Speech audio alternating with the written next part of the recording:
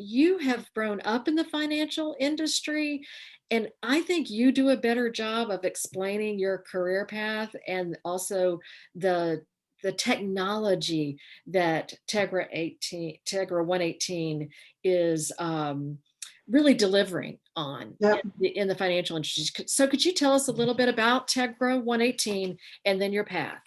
Sure. So I'd love to. So thanks for having me. This is so exciting. And like you said, we've known each other for quite some time. A good friend of both of ours introduced us, way back when. So it's good to be on this podcast and appreciate the invitation. So, Tegra 118 is a new company. It was formed in February of this year, February 18th. And we were part of a big company called Fiserv.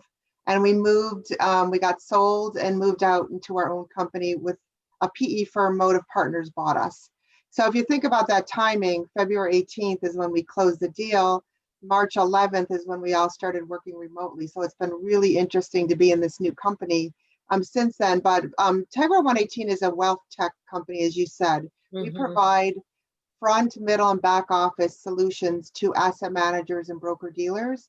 So we help advisors really help their investors meet their financial goals. So we have a financial planning tool, we have a retirement income tool, we've got a nice front office capability that helps advisors with all the data that they might need in order to help investors. And it's more important now than ever to have those right tools. And you'll probably talk about that in your panel as well. We also have a trading platform and a reporting platform and help advisors and asset managers keep their investors up to speed on how they're doing and make the right investment choices. So really important critical software right now in this industry, in this world that we're in today. So it's No, I was just going to say two things. One, if you could give us examples of some of the clients that are the Tegra 118 clients, and tell us a little bit about Motive Partners also. Yeah, I'd love to. So sample clients. So we have Ameriprise, Raymond James, Schwab, so big names. We've got about 200 clients. So those are some samples. We are very focused on the advisory business. So wherever an advisor charges a fee to their investor is where we play. And most of that business, commission-based business is moving more to the advisory because investors really need that advice today. Oh, yes. So that's our business, and that's really where we play today. And then how were you positioned as a woman CEO woman president of the Fiserv Investment division, when Motive Partners came in? What was that like? Was it like, oh, you have a woman president? That's interesting. Or was it like, hey, we know her already.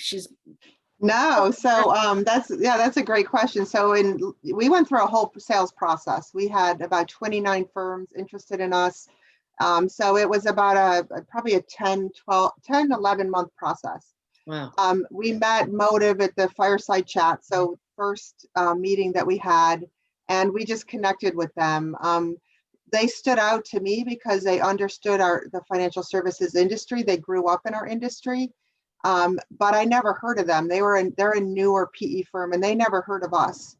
But we got to know each other over the course of it's called the dating, right? We were dating to make sure that we were the right.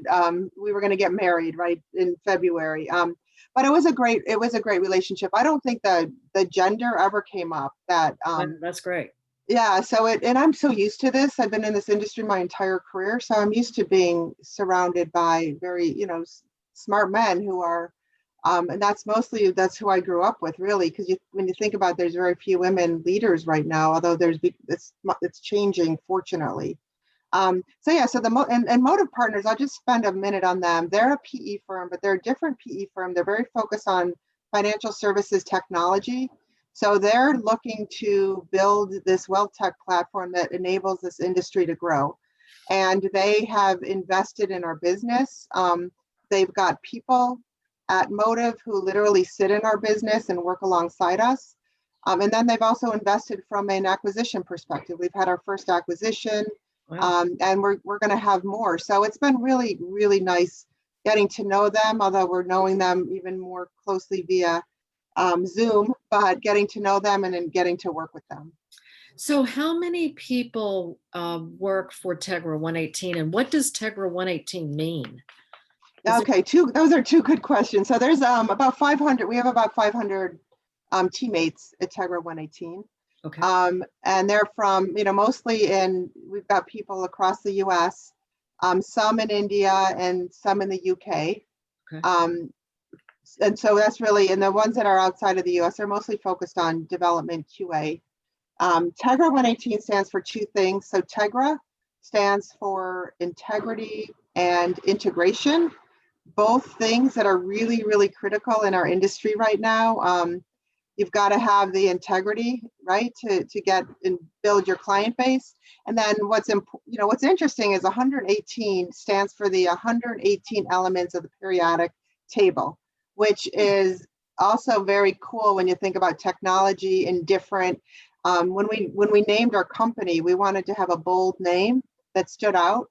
And I think we accomplished that, because most people ask us, what does that stand for? And then it takes them a little bit to get used to it. And then now everybody knows us as Tegra118.